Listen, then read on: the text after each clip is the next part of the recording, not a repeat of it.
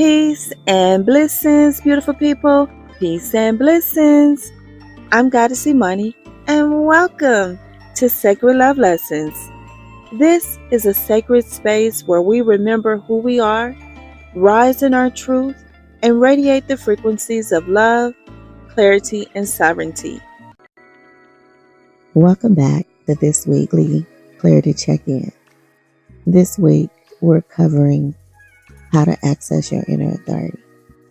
As you have heard in previous episodes where we covered mirrors and we talked about feedback loops and how those develop, if you haven't had a chance to listen to those episodes, I highly recommend that you go back and listen to those episodes and then catch up with us here.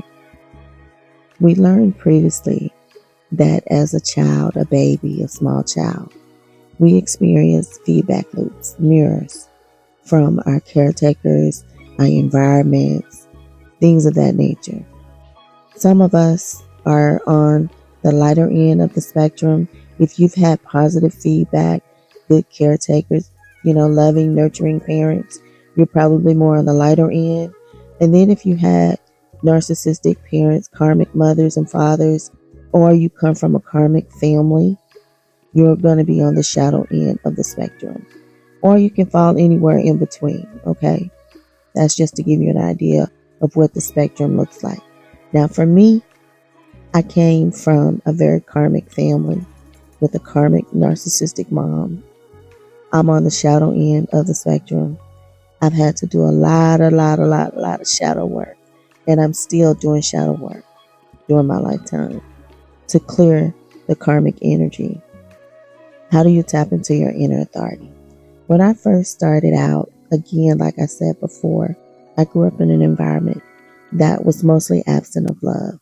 I would say completely absent of love. Well, not completely, because my maternal grandmother was very loving. And there were other particular family members that were loving, like her mother was very loving. So my maternal great-grandmother was very loving as well. But in my immediate household, my mother was karmic, and it was a home that was void of love. So that made me want to know more about love. So I started seeking it out. One of the first things that I did as a small child is I would watch television shows where the people appeared to be loving. At a minimum, they were kind, and the environment looked happy and, that sort of thing. So I would watch a lot of that. Then as I got older, in my teen years, I started reading books on love. My first book on love was from the Dalai Lama, and it was about love and compassion. I started reading other cultures, other philosophies about what they had to say about love. I wanted to know what is love, what it felt like, what a loving relationship looked like, because I didn't grow up with any of that in my immediate home. I started seeking love in other people, like romantic relationships, because I wanted to feel love. I wanted to know what it felt like, what that was. And so it was just a journey of trial and error. So then there was that. And then over time, I leaned more and more into spirituality, where I started going within. I started meditating and doing breath work. By then, I had been introduced to so many spiritual teachers like Young Van Sant, Deepak Chopra, some motivational people too, like Louise Hay, Les Brown, Wayne Dyer, Janet Renee Atwood. I love her 21 meditations on love. That is everything. If you get a chance to get that will help you tremendously. I didn't learn about Janet Renee Atwood until I think like 2015 was when I first learned about her work. And that 21 meditations on love, it was a lifesaver, okay? It was definitely a lifeline. I took that information and I incorporated that in my life. So from each teacher, I just learned something different from them. Whatever I resonated with, And then I incorporated that into my life. One class that I took with Deanna Van Zandt, I think it was called Grounded, where I learned how to ground my energy. And it was more than just that, but that was one of the things that I took away from that class. Everything that I learned in that particular class, I still use in my life every day. It is a part of my spiritual hygiene. You know how on a human level, there's things we do every day. We brush our teeth, we take showers, we comb our hair, all of the things, right? Hygienic things. Well, on a spiritual level, there are things that I do every day, no days off. And the things that I learned from that class, Grounded, with the Young Van Zandt in 2019, I believe, every day, no days off. Okay. To this day, every day, no days off. So, in order to tap into your inner authority, no matter where you are on the spectrum, the key is love. And in this instance, I'm talking about self-love. I remember some years ago, I think it was 2022, I lived in Mexico, and Wife Goddess and we went to an ayahuasca ceremony. And I had never, been to one of those before. It was my first time. But on the journey, I met Mama Ayahuasca.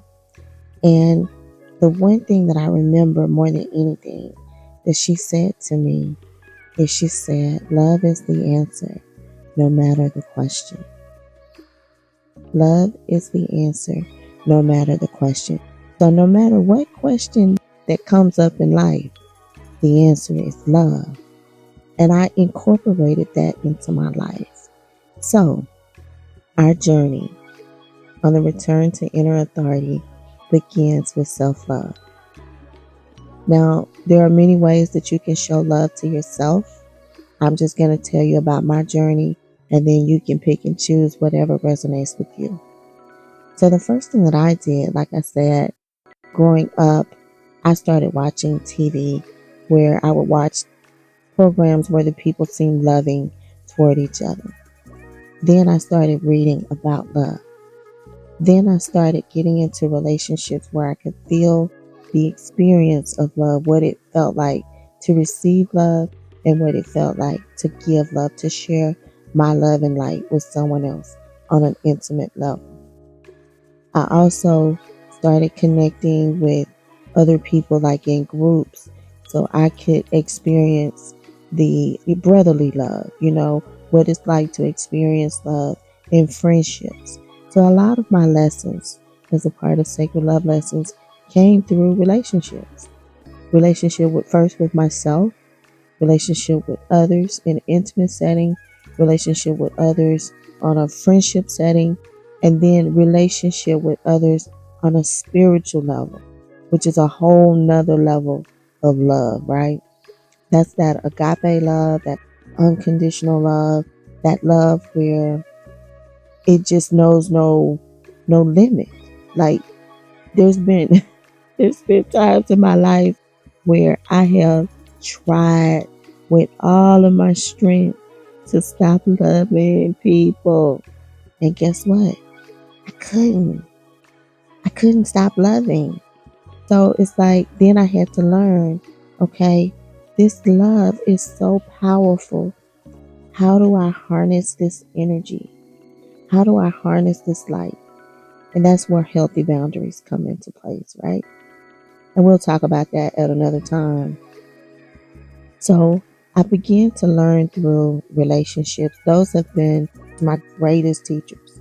It's been through relationship. Now, everyone teaches differently in their own unique way.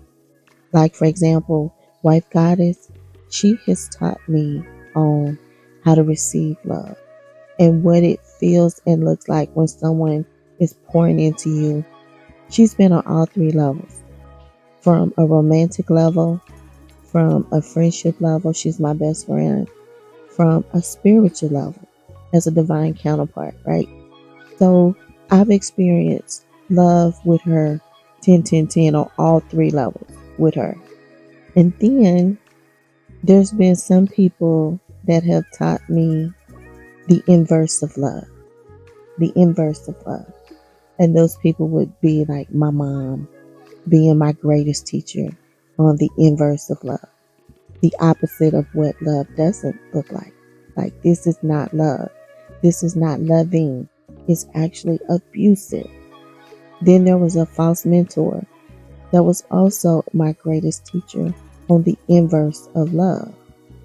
And then I've had people in between those. Those were two extreme cases of the inverse of love. But I've also experienced other levels of the inverse of love. And on that end is, the betrayal, the sabotage, all of that in the shadow side, the inverse of love. So going through all of that, little by little, has taught me lessons that I've incorporated into my life that have helped me tap into my inner authority. Now, using the spiritual frequency hopping method, the first thing is, who am I? Who am I? I've gone through a series of who am I rounds. I can't even tell you how many rounds of who am I, but I've gone through who am I now, right? And so at some point on the journey, it gets all the way down to who am I? And the answer is, for me, I am. Period. And you just put the period right there. And so the first step is, who am I? Now, when you first go through this process, you may start off with roles, very superficial things. I did. When I first started, it was, who am I? I'm a mother. I'm a daughter. I'm a sister. I'm an auntie. Like, very superficial things. I'm an attorney. Roles. You start off with roles. That's very, very superficial. You keep going. You keep going until you get to your truth. Now, my truth is, I am. That is my truth. You keep going until you get to your truth, whatever that looks like for you. Then number 2, what frequency are you in right now? What frequency are you in right now? Frequency awareness is so important because in order to know where you're going, you have to know where you are right now. That's so important. It's kind of like GPS, right? And then it lets you know which direction to go into. Frequency awareness will help you with that. So then that's step 2. Then step 3, choose where you want to go next. Okay? And it doesn't have to be monumental frequency hops. It could be a 1% frequency hop. 1% frequency hops, that goes with the philosophy of slow and steady wins the race.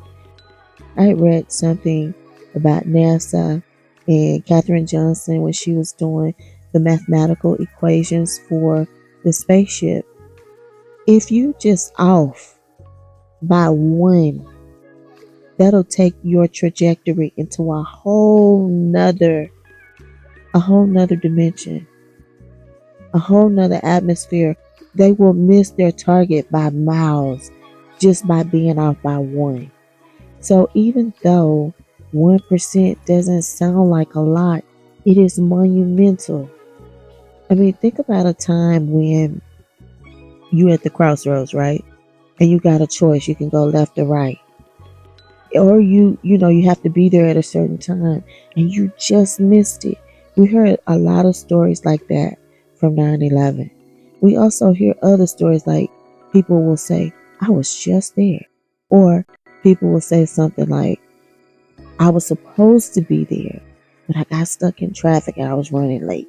Or something happened and I didn't make it, or whatever, right? I forgot my keys, I forgot my wallet, and I had to go back in the house and get it. And just that small moment changed your trajectory. Well, it's like that. 1% frequency hop. So the frequency you want to choose is self-love.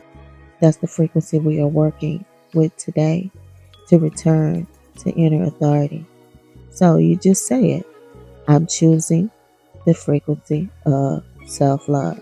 I'm choosing the frequency of self-love. Then your next step, your next action, your next thought, everything in alignment with self-love. Now, self-love, that looks different for everybody, right? It could be anything.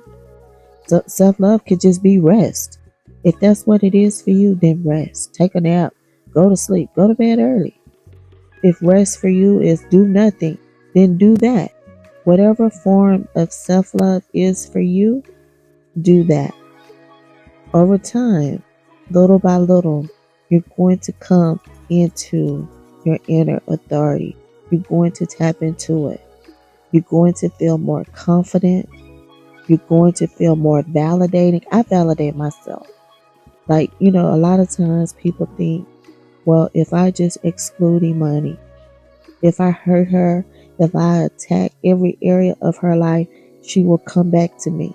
Now, I know that's sick and twisted thinking, but these people are on the shadow end of the spectrum, okay? They think that, they believe that. If you don't know who you are, that's why we start with who am I, you will fall for that, okay? You will fall for the illusion. But when you know who you are, and you know you are a light being, like I know I am light. I know who I am. So none of that affects me. And all it does is make me lean more and more into my self-love. Self-love is a superpower, okay? It's a superpower. You know how in the Bible it says, the joy of your goddess God is your strength? It's like that. Joy is strength, right? Self-love is your superpower. It is a guiding light, a protective force that will guide you and usher you into your inner authority. So that's where you want to start. You want to start with self-love. And that is the frequency you want to embrace. And over time, you're going to be able to say, when you go through your who am I, at some point you're going to be able to say, I am self-love. I am self-trust. I am self-confidence. I am self-validation. I am self-acknowledgement. I am self-compassion. I am self-nurturing. I am self-respect. At some point, you're going to be able to say, I am self-mastery.